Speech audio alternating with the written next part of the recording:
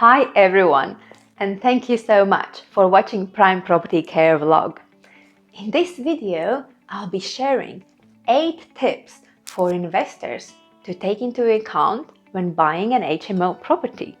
When talking to investors, the most common question that we hear is, what would you advise me when looking to buy an HMO property in London? Well, we have put together 8 important tips to always take into account when looking to buy a property that you'll be using as an HMO. Firstly, location, location, location. This is a phrase we have heard over and over again, and I would like to repeat it to you once more time, as I believe this is one of the most important criteria when buying HMO property. And there are a few reasons why. Tenants like to live near good transport links, so make sure that the property is within 10 to 15 minutes walk to the local underground or train station, especially now when there are less people looking for rooms to rent. We believe that having all your properties in the same area is extremely important to grow a successful HMO portfolio, so the area that you will choose will most likely be the area that you will commit to grow your property portfolio in. The next step is still related to the location of the property, which is make sure that the council where you have chosen to buy the HMO property does not have Article 4 direction. This will help you to have a smooth HMO licensing process, and if the property is 6 or less rooms, you will not require planning permission. This is important to make sure that you'll be able to use your property as an HMO. The third tip is rental demand. When looking at the property, research the rental demand in the area. One of the easiest ways to do so is simply to search on the website Spare&Co UK. Just search how many people are looking for the rooms in the postcode and divide it by the number of rooms advertised in this postcode. For example, in the current market, in the N22 area, there are 600 people looking for rooms to rent and 185 rooms available, which makes the demand about 3.2, which in the current market is very good. For each available room, there are 3 tenant candidates. Just to compare, in the E14 area, there are more than 1,000 rooms available and more than 1,000 people looking, which makes the demand ratio about 1 and is really low, so the market is really saturated there.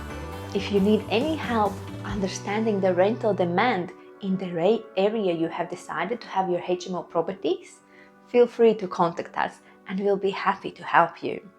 As a fourth tip, I would like to say is a space at the property. When viewing the properties, make sure the rooms are big enough. In today's market, when people are working from home, and many will continue to work from home, it is important to have a good size rooms when you can easily have a workspace with a desk. And if the property has a potential of having some ensuite rooms, I would certainly recommend that to increase your rental income. And with regards to the communal space, you will rent your rooms much quicker if the property has a reasonable living area besides the kitchen. It might be part of the dining room that has a good space for a sofa and a coffee table. As a next step, I would like to mention consider management of the property. If you are not UK based, the local council will require a UK based property manager when applying for your HMO license. Accounting for this cost at the very beginning when calculating your numbers will help you later if management is required.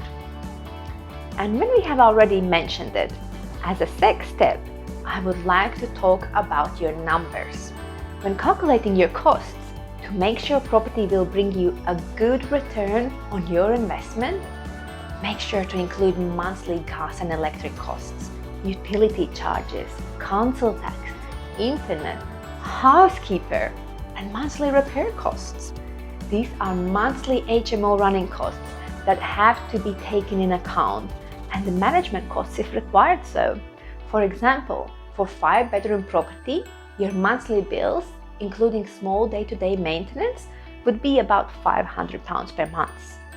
And as a next one, it's important to consider the amount of the bedrooms in the property. If you are buying your first HMO property, or maybe a second one, I would advise buying 5 to 6 bedroom property, as this won't require planning permission, well, as long as you don't have an Article 4 direction, and will be much easier to rent. Tenants tend to avoid bigger properties like 7 or 8 bedrooms. And as the last 8th tip, I would like to mention bathroom facilities. Your property will be much more desirable by tenants if you will have 2 bathrooms and a separate 3rd toilet.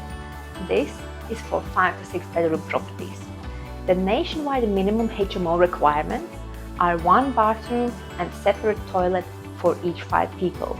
But I would strongly recommend having a 2nd bathroom, as this will increase the speed you can rent out your rooms and will avoid complaints about any queues for the bathroom. Thank you so much for watching our video, and if you have any questions with regards to HMO management in London, please contact us and we'll be happy to help you. And this is just the beginning of our HMO vlog. We are releasing new videos every week. If you found this useful, please go ahead and subscribe to our channel and follow our HMO journey.